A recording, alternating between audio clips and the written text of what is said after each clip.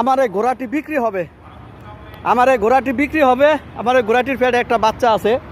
অবশ্যই অনেক দিন ধরে ঘোড়ার ব্যবসা করি, ঘোড়া লালন পালন করি, ঘোড়া চাষ করি, কিন্তু আজকে ভাবছি ঘোড়া বিক্রি করে দেব। আমার ঘোড়াটি বিক্রি করব। দেখেছেন অনেক শিকারী। আপনারা আপনারা ঘোড়া যদি কিনতে চান তাহলে কমেন্টসে যোগাযোগ করবেন, আমি বিক্রি করে দেব। অনেক বছর বাপ দাদার ব্যবসা তো, অনেক কষ্ট করে লালন পালন করেছি, বাচ্চা দিতেছে, কিন্তু আমি বিদেশে চলে যাব, তাই আজকে ঘোড়াটি বিক্রি করে দিচ্ছি।